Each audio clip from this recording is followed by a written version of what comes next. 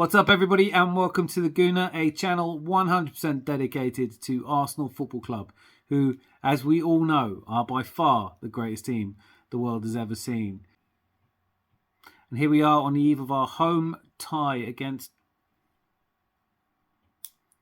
And here we are on the evening of... And here we are just the night before our home game against Sporting Lisbon in the last 16 of the Europa League.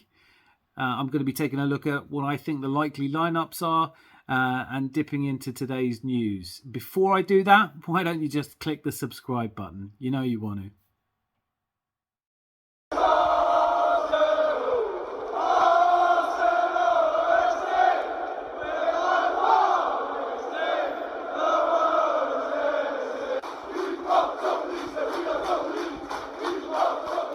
So here we are, Mikel Arteta's press conference, I thought, wrapped this up really nicely. He talked about how it had been so long since there were big European nights at Arsenal. As I've said in previous videos, and I'm sure I don't need to tell you, we have underperformed in Europe, well, as long as I've been alive and pretty much forever. We have yet to win the Champions League. And if all things go well, this may well be our last chance to win the Europa League for some time. Mikel Arteta in his press conference saying that he was going to be taking it very seriously. We've obviously underperformed as a team in Europe.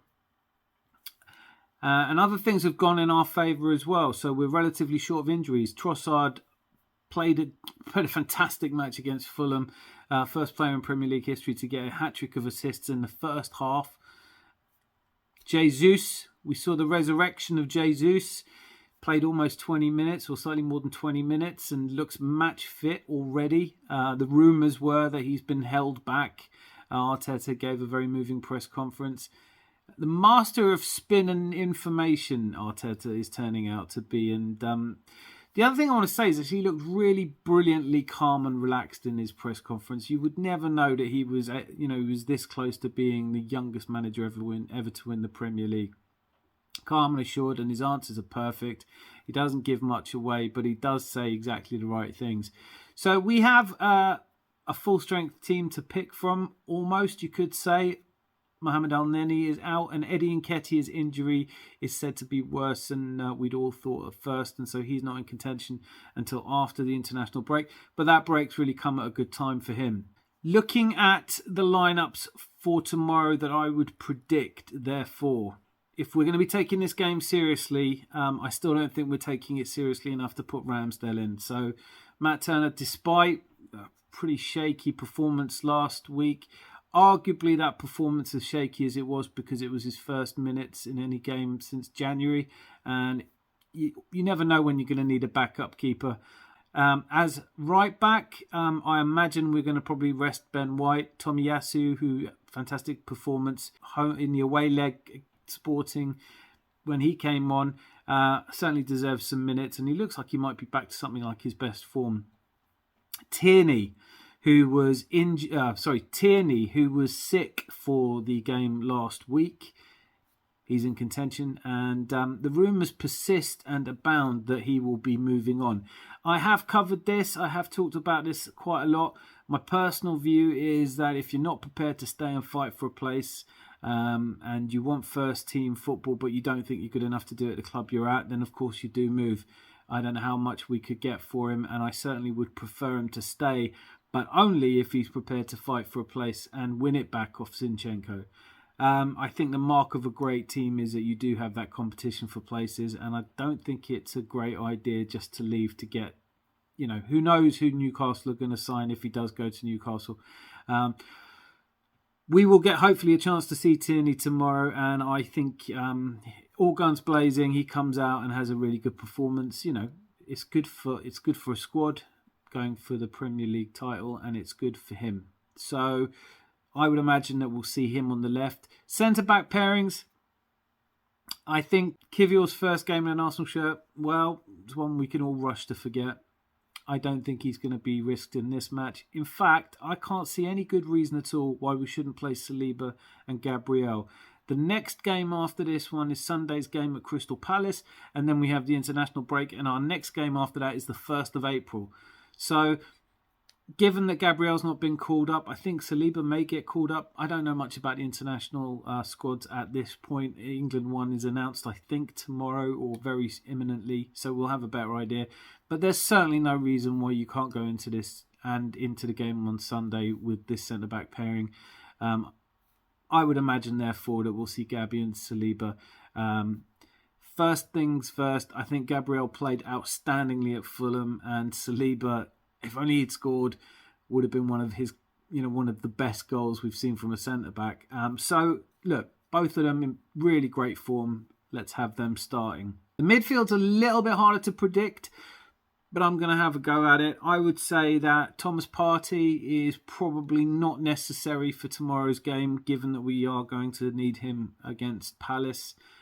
So, let's have Jorginho and Xhaka.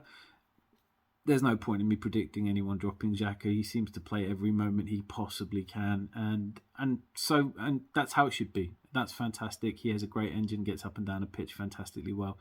I think we probably will see Vieira instead of Odegaard. So the midfield that I would imagine is going to be Jorginho, Xhaka, and Vieira. Now, Vieira is kind of a divisive player at the moment, pretty much like Robert Pires was in his first season. If you didn't see it, I talked about this in one of the previous videos where I said, actually, apart from they don't play in the same position, there is something in this kind of assist player that Vieira is turning into. So I'd like to see a bit more of him tomorrow. I think that he's got the kind of passing skill that can open up a team. And on to the front three. Well, I think a couple of weeks ago, and before the away leg, I was very concerned about the game Fulham. I thought that if we didn't have rested players, if Saka wasn't rested, Martinelli wasn't rested, then we could really go into the match at Craven Cottage, perhaps play a little under par. Boy, was I wrong, right? So, given that we have Palace, perhaps we don't need to play both Martinelli and Saka. That being the case, I would quite like to see Saka rested, and perhaps we could have a Martinelli, a Trossard link up on the left, maybe play Reece Nelson. I think it's open for debate. The likelihood, knowing Arteta's previous comments and how often he has played Saka, is that he's likely to play Saka up front.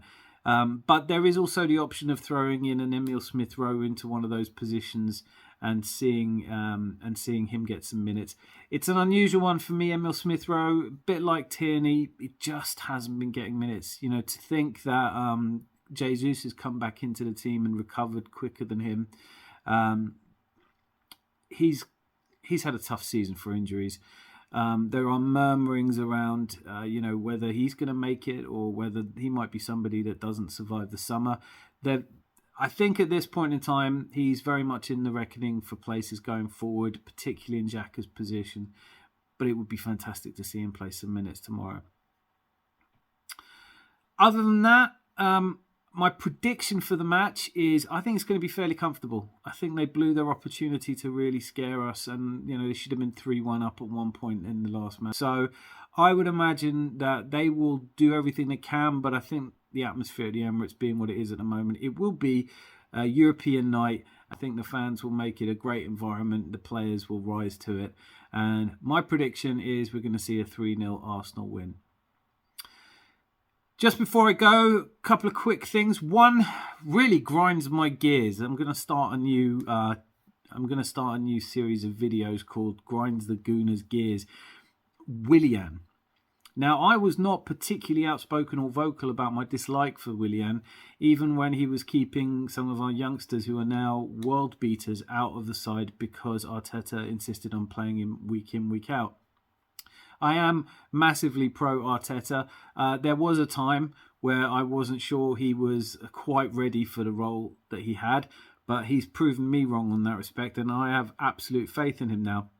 One of the reasons, though, that it was easy to get on to Arteta was the fact that he did seem to insist on playing Willian week in, week out, no matter how bad he was. Now, given that Willian came to us on a fairly large contract, fair enough, he terminated it after the first year. But to read that he's been in the papers talking about how he regretted signing for us straight away, just not on You know, I don't want to hear about how you made a mistake leaving Chelsea. I don't think it was your choice to begin with. And after us, you went to Corinthians and, okay, now you're doing all right at Fulham. But, you know, you're not setting the world on fire and you're not that great a player. So I think you got lost in the system a little bit. Hopefully, a lot of what you said was lost in translation a little bit, because what you've apparently been saying is that you realised you'd made a mistake as soon as you signed for us. Okay, you could have terminated your contract sooner. And on this gear grinding, I've got to say, Danny Ceballos came really close. I'm doing this video just after Liverpool been dumped out of the Champions League by a really assured Real Madrid performance, in which Danny Ceballos actually came on for Luka Modric. Luka Modric, who is a stunning player. Can't say enough about him, and seems to get better with age. But, you know, it really has gone well for Danny Ceballos since he left Arsenal. But he was in the papers too, saying that he had decided he didn't like English football pretty much as soon as he got here, which makes it even more surprising that he stayed as long as he did and signed up after Unai Emery had been sacked, and extended under Mikel Arteta. Grinds my gears. If you were a player somewhere and, you know, you picked up a paycheck for playing for them, no one wants to hear that you didn't like it. All right? No, go round whinging about your past employers. That's what I would say. So that's it from me. More tomorrow after the match. Thank you so much for your support. If you enjoyed this video, do click like. If you have any comments to make, or you'd like to let me know where I got it wrong in terms of choosing the squad, then don't hesitate to let me know in the comments. I read and appreciate all of them. And of course, if you haven't yet, then click subscribe and the notification buttons and everything. But anyway, that's enough from me. Lots of love.